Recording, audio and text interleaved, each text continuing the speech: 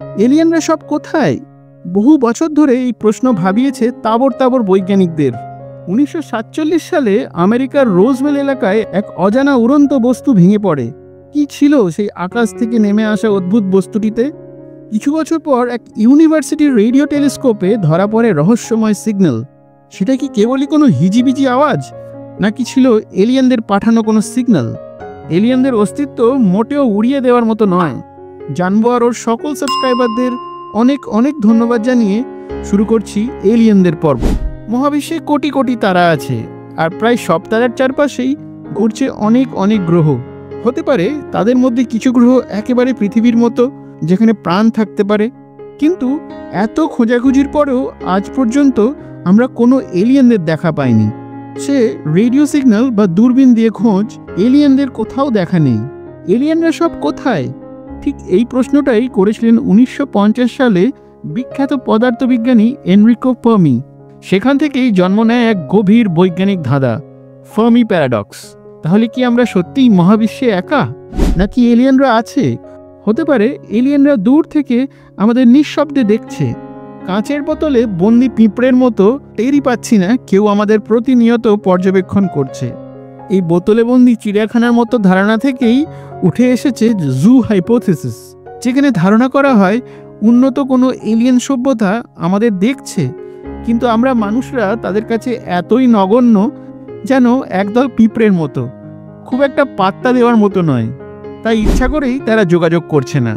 সে এলিয়েনরা যাই ভাবুক, বিজ্ঞানীরা কিন্তু হাত গুটিয়ে বসে নেই। এলিয়েনদের জানার চেষ্টায় বিজ্ঞানীরা মহাকাশে ভাসিয়ে রেখেছে এক শক্তিশালী দূরবীন, জেমস ওয়েব স্পেস টেলিস্কোপ, যা দিয়ে বিজ্ঞানীরা সেই দূরের গ্রহগুলোর দিকে নজর রাখছে আর খুঁজছে এলিয়েন জীবনের কোনো ইঙ্গিত।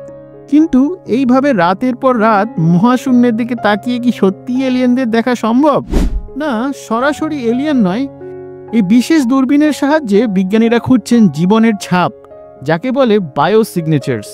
এমন সব রাসায়নিক চিহ্ন যা প্রাণের উপস্থিতির ইঙ্গিত দেয়, যেমন অক্সিজেন, মিথেন, কার্বন ডাইঅক্সাইড কিংবা জলীয় বাষ্প। যদি দূর কোনো গ্রহের বায়ুমণ্ডলে এই ধরনের গ্যাস পাওয়া যায়, তাহলে সেটা হতে পারে এলিয়েন জীবনের সম্ভাব্য চিহ্ন, অর্থাৎ বায়োসিগনেচার্স। তবে অন্য গ্রহের এলিয়েন প্রাণ বলতে ভুল করে চাচা চৌধুরীর গল্পের বৃহস্পতির বাসিন্দা বিশাল সাবুর কথা ভাববেন না।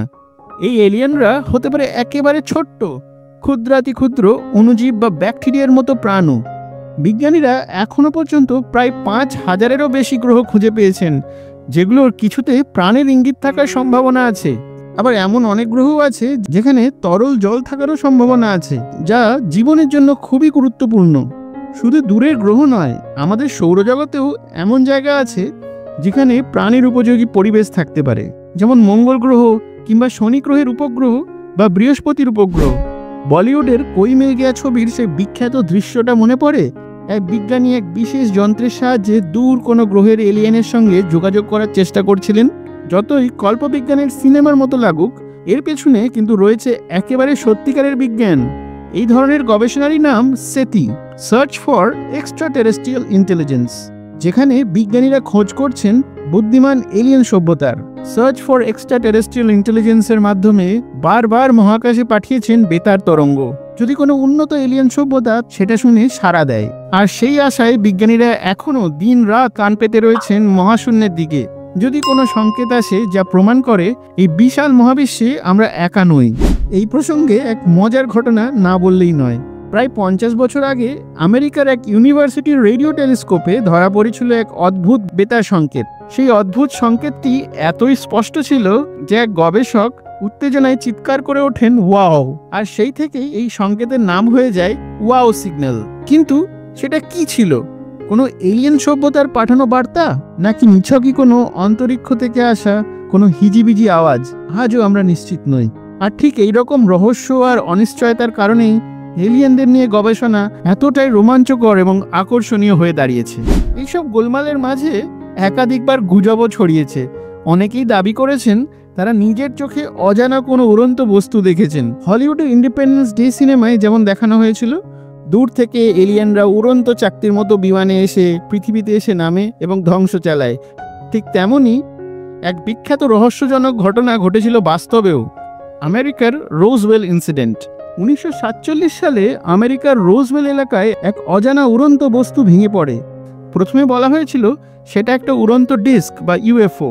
পরে সরকার জানায় ওটা এক আবহাওয়া পর্যবেক্ষণ ওয়েদার বেলুন। কিন্তু ততক্ষণে গুজব ছড়িয়ে যা হওয়ার হয়ে গেছে। খবরের কাগজে হেডলাইন বেরিয়ে গেছে যে আমেরিকাতে এলিয়েনরা এসে পড়েছে। বুঝতেই তো পারছেন এত গোলমালের মাঝে এলিয়েনদের খোঁজ পাওয়া কতটা কঠিন। তাই মনে হওয়াই স্বাভাবিক এই বিশাল প্রকল্প, এত টাকার খরচ, এত প্রযুক্তির ব্যবহার, সবটাই কি বৈজ্ঞানিকদের আবদার মেটাতে? আদৌ কোনো সম্ভাবনা আছে এলিয়েনদের খোঁজ পাওয়ার? এই প্রশ্নের উত্তরেই 1961 সালে মার্কিন বৈজ্ঞানিক ডক্টর ফ্র্যাঙ্ক ড্রেক তৈরি করেন এক গাণিতিক সমীকরণ, ড্রেক ইকুয়েশন।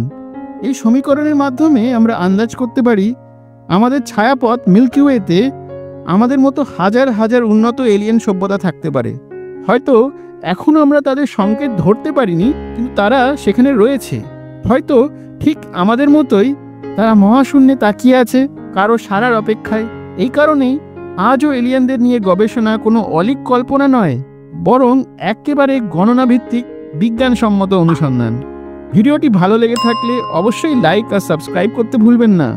এলিয়েনদের খোঁজে আমরা দিনরাত তাকিয়ে আছি কোটি কোটি আলোকবর্ষ দূরের মহাশূন্যের দিকে, কিন্তু একবারও কি ভেবে দেখেছেন আমাদের পৃথিবীর এত কাছে থাকা চাঁদ, সেই চাঁদে কি আছে? চন্দ্রাভিযানের পর চাঁদে পাওয়া গেছে এমন কিছু যা জানলে আপনি অবাক হয়ে যাবেন। জানতে হলে দেখুন পরের পর্বটি।